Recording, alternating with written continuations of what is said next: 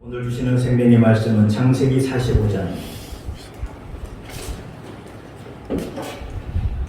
창세기 45장 7절 8절 말씀 함께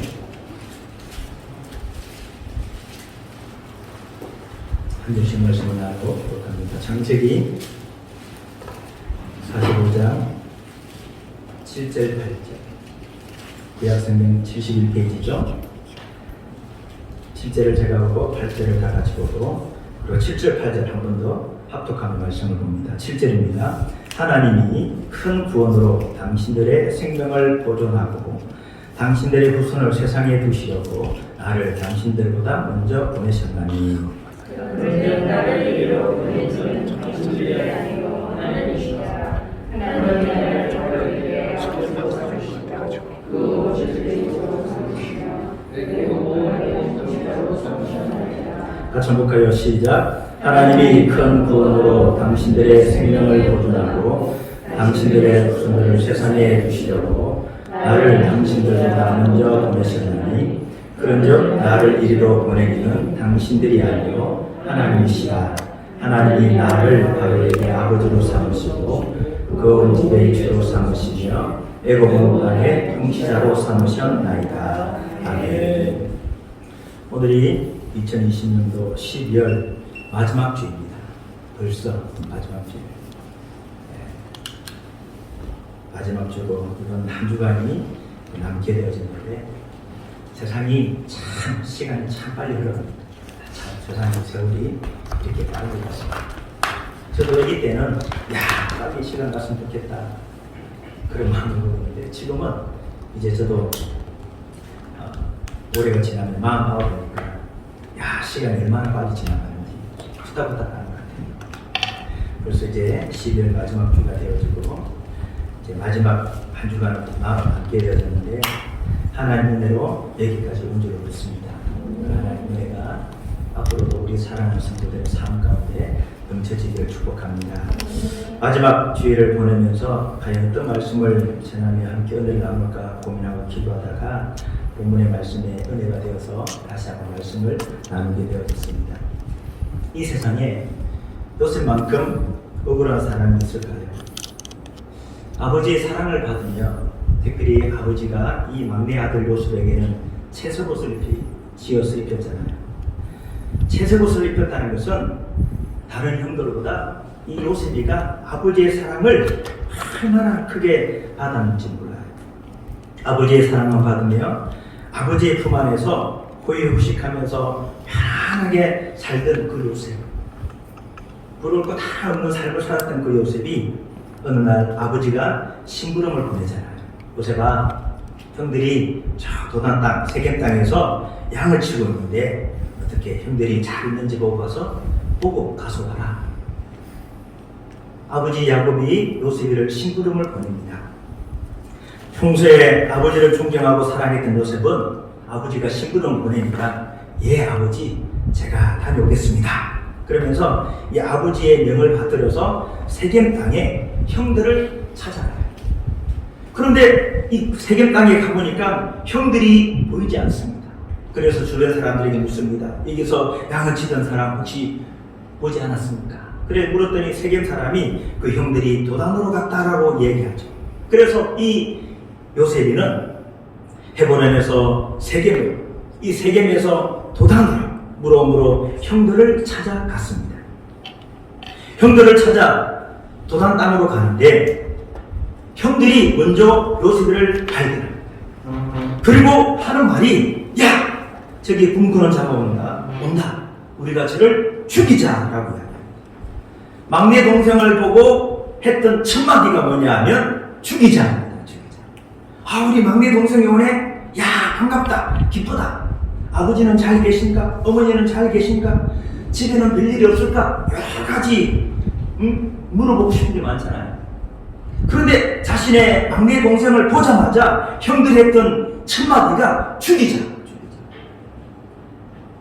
형들이 얼마나 요셉에 대한 분이 찼으면, 형들이 요셉을 얼마나 미워했으면 그 먼 길을 훌러 자기들을 찾아온 그 동생에게 하는 첫 마디가 죽이자. 형들이 자신을 죽이려고 합니다. 자신을 죽이려고 하는 그 형들에게 요셉이가 얼마나 애원하는지 몰라요. 형님들 잘못했어요. 성경에 창세기 42장 21절에 보면 그가 우리에게 애걸할 때라는 말씀이 나오거든요. 자신을 죽이려고 하는 그 형들에게 형님 좀 살려주세요. 잘못했어요. 네. 싹싹싹 빌면서 살려달라고 눈물로 호소하며 빌었습니다.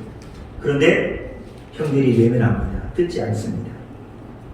형들은 요셉의 채소옷을 벗기고 양의 피를 묻히고 그를 구덩이에 던지고 결국 미디안 상인에게 은 20개의 요셉을 팔아버렸습니다.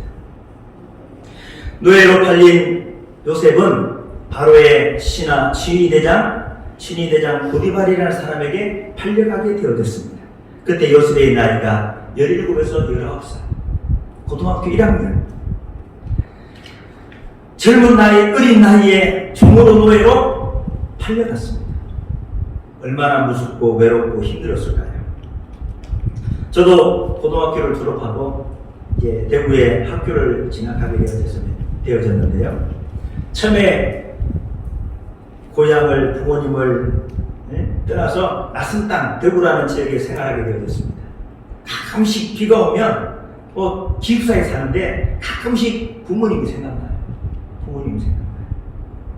누나도 생각나고 동생도 생각나고 친구들도 생각나고 고향 교회도 생각나고 얼마나 그리운지 몰라요. 기숙사에서 생활하는데 하루는 감기가 들었네요. 몸이 아프니까 부모님이 다 보고 싶고 고향이 다 생각나면서 얼마나 고향 생각, 집 생각, 부모님 생각이 얼마나 서럽고 아프고 그런지 몰라요. 같은 한국 땅 아래에서도 비가 오면 몸이 아프면 고향이 생각나고 부모님이 생각나는데 요셉이는 애국 땅입니다. 지금이야 자유롭게 전화할 수 있고 편지 줄 수 있고 요즘에는 영상통화도 되고 얼마나 좋은 세상이 왔는지 몰라요. 근데 그 시대에는 그런 것이 전혀 없잖아요. 요셉이는 자신의 고향으로 돌아갈 수 있을지 없을지 몰라요. 자기가 사랑했던 그 어머니, 아버님을 볼 수 있을지 몰라요. 기약이 없습니다. 종살이하던 요셉은 보디발의 집에서 10년의 세월을 보내게 되어집니다. 그리고 보디발의 인정과 총애를 받아 그 집의 가정총무가 되어지죠. 가정총무가 되어서 보디발이 자신의 모든 소유를 요셉의 손에 다 위탁하잖아요. 그런데 보디발의 아내가 뛰어난 외모를 가지고 있는 이 요셉이를 날마다 유혹합니다. 날마다 유혹해. 요셉이가 보디발의 아내에게 말합니다. 내 주인이 집안의 모든 소유를 간섭하지 아니하고 다 내 손에 위탁하였으니 이 집에 나보다 큰 이가 없다. 주인이 아무것도 내게 금하지 않았는데 오직 한 가지 당신뿐이다. 그렇기 때문에 당신이 그의 아내인데 내가 어떻게 이 큰 악을 행하여서 하나님께 죄를 지으리까. 그렇게 얘기하면서 거부합니다. 거절해요. 그런데도 보디발의 아내가 요셉을 날마다 유혹합니다. 그러니 요셉이는 그 보디발의 아내의 말을 듣지도 아니할 뿐 아니라 그와 같이 있지 않았다라고 얘기하죠. 그러던 어느 날 보디발의 집에 아무도 없습니다. 보디발의 아내가 옷을 잡고 자신과 함께 동침하자고 유혹했습니다. 요셉은 자신의 옷을 버려두고 밖으로 뛰어나갑니다. 그런데 이것이 어떻게 되어졌습니까? 미투 운동이 벌어졌죠. 미투 운동. 그래서 보디발의 아내가 요셉이가 자신을 성추행했다고 소리를 지릅니다. 히브리 종이 나를 불타하겠다고 누명을 씌우죠. 그래서 요셉이는 그 억울한 누명을 쓰고 감옥에 갇히게 되어졌습니다.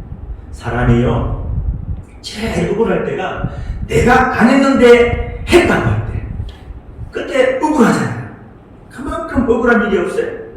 요셉이는 억울한 누명으로 감옥에서 죄수의 복을 입고 그 감옥에서 생활하게 되어졌습니다. 채색 옷이 피 묻은 옷으로 바뀌어졌고, 그 피 묻은 옷이 노예복으로 바뀌어지고, 이제 그 노예복이 제수복으로 옷의 색깔이 점점 초라하게 바뀌어져 갔습니다. 그 감옥에서 2, 3년 생활하고 있을 때 그 감옥에 술 맡은 간원장과 떡 맡은 바로의 술 맡은 간원장, 떡 맡은 간원장이 그 요셉이 관리하는 그 감옥에 들어오게 되어집니다. 그리고 그들이 꿈을 꾸죠. 요셉이가 그들의 꿈을 해석해 줍니다. 술 맡은 간원장에게 당신의 간직이 복직되어질 것입니다 라고 꿈을 해석합니다. 그런데 요셉이가 그 술 맡은 간원장에게 뭐라고 이야기하냐면, 복직되어져서 당신이 잘 되시거든 나를 생각하사 내게 은혜를 베풀어서 내 사정을 바로에게 잘 얘기해서 나를 여기서 건져주십시오. 요셉이가 술 맡은 간원장에게 부탁을 하죠. 그런데 2년 동안 아무런 소식이 없습니다. 소식이 없어요. 여러분 보십시오. 요셉은 10명의 형들, 보디발의 아내, 술 맡은 관장, 믿었던 사람에게 배신을 당하고 사람 때문에 억울한 일을 겪게 되어지고 이해할 수 없는 어려움을 요셉이는 만났어요. 그런데 성경을 잘 보면 요셉이는 자신이 이해할 수 없는 어려움과 고난을 당했지만 요셉이는 원망하거나 불평하지 않았습니다. 왜 나만 겪는 고난이냐고 찬송하지 않았어요. 요셉이는 억울한 이런 것들을 가슴에 품고 도끼를 가슴에 품고 내가 언젠가는 복수하겠다라고 생각하지 않았어요. 요셉이는 자신에게 주어진 상황을 받아들이고 그냥 하루하루를 살아냅니다. 살아내요. 하루하루. 요셉이는 아버지의 집에서 사랑받는 아들로 자신에게 주어진 일에 최선을 다합니다. 형들이 자신을 노예로 팔았지만 그 팔려간 그 종살이 하면서 그 집에서 자신에게 주어진 일을 최선을 다해요. 억울하게 미투에 걸려서 감옥에 갔지만 그 감옥 속에서도 원망하거나 불평하지 않냐고 자신에게 주어진 일을 묵묵히 받아들이며 자신이 해야 될 일에 최선을 다합니다. 술 맡은 간원장이가 자신을 생각해 주지 않아도 여전히 요셉이는 자신의 일을 최선을 다하는 것을 보게 되어집니다. 여러분, 요셉이가 이렇게 억울하게 형들의 배신으로 노예로 팔리게 되어지고 억울하게 감옥에 가게 되어지고 이런 여러 가지 고난 가운데서도 자신의 일을 묵묵히 최선을 다하며 할 수 있던 비결이 뭐냐? 그것은 오늘 성경 본문에 나와 있습니다. 오늘 성경 7절, 하나님이 큰 구원으로 당신들의 생명을 보존하고 당신들의 후손을 세상에 두시려고 나를 당신들보다 먼저 보내셨나니. 누가요? 하나님. 8절, 그런즉 나를 이리로 보낸 이는 당신들이 아니요 누구다? 하나님이시다. 하나님이시다. 요셉이는 하나님의 섭리와 하나님의 주권과 하나님의 계획을 믿었다는 사실입니다. 아버지의 집에 살아갈 때도 자신은 하나님의 섭리 안에 있던 것을 알았고, 그가 형들이 자신을 팔아서 노예의 삶을 살아갈 때도 이것이 하나님의 뜻과 이 속에 하나님의 섭리가 있음을 알았고, 요셉이는 감옥의 삶도 그 속에 하나님의 뜻과 섭리가 있음을 믿었다는 사실입니다. 그래서 오늘 본문에 나를 이리로 보내신 이는 당신들이 아니요 하나님이십니다 라고 고백하고 있었다는 사실입니다. 이 사실을 믿었기 때문에 복수하지 않았습니다. 여러분, 사람은 솔직히 내가 미워하는 사람, 나에게 해를 입히고 피해를 주는 사람에게 복수하고 싶잖아요. 안 그렇습니까? 복수하고 싶잖아요. 김 목사만 그런 것 같으네. 여러분들은 다 용서해주고 사랑해주고 이해해줄 것 같아요. 나는 지금도 상처가 있어서 한 방 보내고 싶은 마음들이 있어요. 근데 말씀으로 기도로 다듬고 또 인내하고 기도하고 있는데, 사람은 자신에게 피해를 주는 사람에게 복수하고 싶어요. 어떻게 형들이 나를 팔 수 있어? 보디발의 그 아내가 어떻게 나를 억울하게 누명을 씌워서 감옥에 보낼 수 있어? 아니 말이야, 술 맡은 관원장, 내가 그렇게 꿈을 해석해서 은혜 베풀어 달라고 얘기했는데 나는 2년 동안 생각하지 않아! 라고 그렇게 말할 수도 있잖아. 요셉이는 복수하고 싶은 사람이 한두 명이 아니에요. 그러나 요셉이는 마음에 한을 품고 복귀를 품고 복수할 날을 기다리지 않았습니다. 이제 시간이 지나서 요셉이가 애굽 나라의 총리가 되었습니다. 이제 총리가 되어져서 요셉이는 얼마든지 자신의 힘과 권력으로 자신에게 손해를 입힌 사람들에게 복수할 수 있는 힘과 권력이 자신의 손에 주어졌어요. 사람이 그럽니다. 돈이 생기면 사람이 달라집니다. 권력이 생기면 사람이 목에 힘이 들어가고 사람이 빽이 생기면 그만해지고 교만해지잖아요. 이제 요셉이가 말 한마디면 술 맡은 관원장 목을 칠 수 있어요. 말 한마디면 자신을 억울하게 누명 씌워서 감옥에 보낸 그 보디발의 아내를 말 한마디에 자신의 모든 한을 풀 수 있습니다. 요셉이가 힘을 지녔어요. 권력을 지녔어요. 명예를 가졌어요. 그러나 요셉이는 악을 악으로 갚지 않았습니다. 복수하지 않았습니다. 그리고 양식을 찾아 자신들 앞에 있는 형들에게 뭐라고 고백합니까? 나를 이리로 보낸 이는 당신들이 아니라 하나님이시다. 하나님이시다. 이렇게 하나님이 하셨다라고 고백하고 있다는 사실입니다. 요셉이는 하나님의 섭리를 믿었습니다. 형들이 나를 팔았지만 이 속에는 내가 알지 못하는 하나님의 섭리와 계획이 있음을 요셉이는 믿었습니다. 억울하게 감옥에 들어갔지만 그 감옥 속에서도 그 감옥에 들어가게 하신 하나님의 섭리와 하나님의 뜻을 요셉이는 믿고 있었다는 사실입니다. 사랑하는 성도 여러분,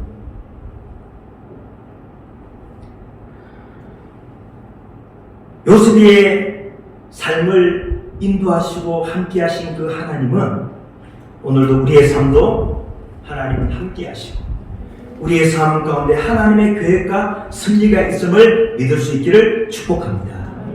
아멘. 노사연이가 우리 만남은 우연이 아니야 노래를 불렀잖아요. 네? 만남이라는 노래를 불렀는데 지금 나를 부르셔서 교회를 섬기게 하신 이유가 있습니다. 이 일을 하게 하신 이 일을 하게 하신 하나님, 내가 알지 못하는 하나님의 섭리와 하나님의 뜻과 하나님의 계획이 그 일 가운데 있는 줄로 믿습니다. 지금은 왜 나에게 이런 아픔이, 이런 고통이, 이런 힘들고 괴롭고 도망하고 싶고 피하고 싶은 일이 있는지 모르지만 지금은 다 이해할 수 없지만 반드시 하나님은 그 속에 하나님의 섭리와 뜻이 있는 줄로 믿습니다. 우연이 아닙니다. 어떻게 하다 보니까 나에게 온 것이 아니에요.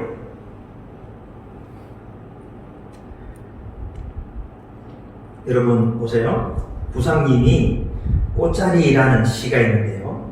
그 시에 이런 구절이 나옵니다. 반갑고 고맙고 기쁘다. 앉은 자리가 꽃자리라니. 내가 시방 가시방석처럼 여기는 너의 앉은 그 자리가 바로 꽃자리니라. 반갑고 고맙고 기쁘다. 시가 너무 어려워서 이해가 안 됩니까? 반갑다, 고맙다, 기쁘다. 왜? 네가 앉은 자리가 무슨 자리다? 꽃자리다, 꽃자리. 지금은 가시방석처럼 보이는 그 자리가 꽃자리다, 꽃자리다. 네? 보세요. 요셉은 하나님의 섭리를 믿었기 때문에 노예의 하루, 감옥 속의 그 하루하루 가시방석 같은 그런 따갑고 아프고 힘들지만 자기가 있는 그 자리가 꽃자리임을 믿었다는 사실이죠. 여러분, 나무 한 그루 한 그루가 모여서 숲이 되어집니다. 물 한 방울 한 방울이 모여서 바다가 이루어지는 거예요. 이루어지는 거예요. 흙이 하나 모여서 산이 되어지는 것입니다. 어떤 사람은 나는 고추장이 매워서 싫어. 어떤 사람은 나는 밀가루가 싫어. 어떤 사람은 물엿이 싫어. 라고 얘기하는 사람이 있잖아요. 근데 보세요. 고추장이 들어가고 밀가루가 들어가고 물엿이 들어가서 하나로 모아지니까 뭐가 돼요? 떡볶이가 되잖아요. 아닌가요? 잘 모르겠네. 라면만 끓여 먹어가지고 잘 모르겠어요. 이 모든 것이 다 모여서 맛있는 떡볶이가 되어지는 거예요. 떡볶이를 만들 때 하나하나 따지면 다 싫은 거예요. 간장이 짜다, 고추장이 맵다, 대파는 맛이 없다, 다 그러잖아요. 근데 그 모든 것이 다 모이고 섞이니까 맛있는 요리가 되어진다는 사실이죠. 하나님께서도 우리의 삶을, 우리의 인생을 이렇게 이끌고 가시는 줄로 믿습니다. 하나하나 따져보면 다 싫은 거야. 하나하나 따져보면 이 상황이 너무 막막하고 힘들어요. 그런데요, 다 모아놓고 보면 최고의 맛있는 요리가 되는 줄로 믿습니다. 하나님은 합력하여 선을 이루실 것입니다. 종이가 접힐 때는 아픔을 느끼잖아요. 그러나 종이가 그 접힌 종이는 비행기가 되어서 날아가게 되어 있습니다. 멋있는 비행기가 되기 위해서는 종이가 끝게 접혀야 됩니다. 아픔을 있어야 돼요. 아픔. 위대한 예술가이시고 내 인생의 연출자, 감독자 되신 하나님은 때로는 나를 접기도 하시고 펴기도 하시고 나를 이렇게 저렇게 빚어가는 줄로 믿습니다. 분명 하나님의 섭리와 뜻이 있다는 사실이죠. 그렇기 때문에 저와 여러분은 하루하루를 신실하고 진실하고 그루트하게 믿음 안에 살아가면 하나님 반드시 우리를 통하여 하나님의 역사를 이루실 줄로 믿습니다. 미국 텍사스에 이런 격언이 있습니다. 젖소를 잃어버리지 않는 한 우유를 얼마나 많이 쏟아든가는 문제가 되지 않는다. 젖소를 잃어버리지 않는 이상은 내가 우유를 얼마나 많이 쏟았는지는 문제가 되지 않는다. 왜? 또 젖을 따면 되니까. 하나님의 섭리와 뜻과 계획에 대한 믿음이 있는 한 어떤 실패도 우리를 삼키 못하는 줄로 믿습니다. 하나님의 뜻과 섭리와 계획을 믿는 한 우리는 넘어질 수 없다는 사실이죠. 여러분, 우리가 사는 세상은 두 공간이 있습니다. 내가 사는 이곳이 있고요, 그가 사는 저곳이 있습니다. 우리는 이렇게 착각하죠. 내가 있는 이곳은 메마른 현상이고, 내가 있는 이곳은 힘들고, 그가 사는 저곳은 동화 같고 영화 같고, 그래서 제가 사는 그 세상을 부러워하면서 동경합니다. 내가 있는 이곳은 왜 이래? 한탄합니다. 왜 나에게 이런 일이 생겼지? 왜 나에게 이런 고난과 아픔이 찾아오지? 라고 얘기하면서 나는 힘들고 아프고 지쳤는데 저거 너무 평화롭게 보이고 좋아 보이는 거죠. TV 틀어보십시오. 연예인들 예능하는 거 보면 웃고 즐기면서 사람들이 좋겠다. 안 그런가요? 여러분, 지금 내가 서 있는 이곳이 주님 주신 꽃길입니다. 꽃자리입니다.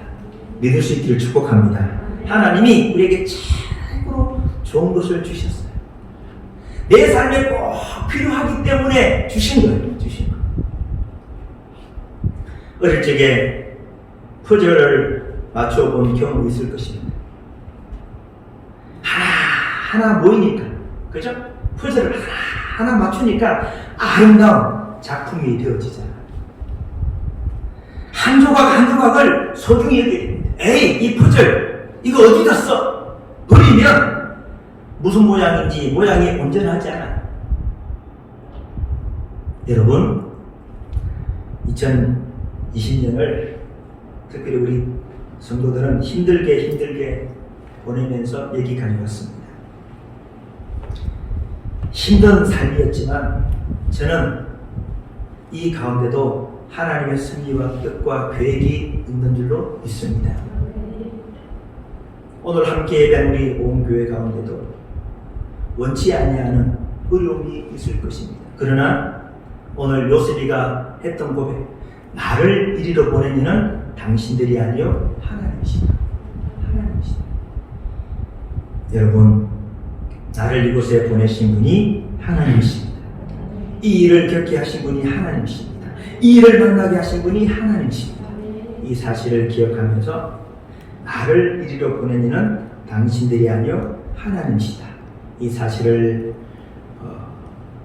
믿으시면서 또 한 주간 믿음으로 승리하는 우리 공교회가 될 수 있기를 주님의 이름으로 축복합니다. 우리 같이 함께 찬양하면서 우리 잠시 기도하는 시간을 가지겠습니다.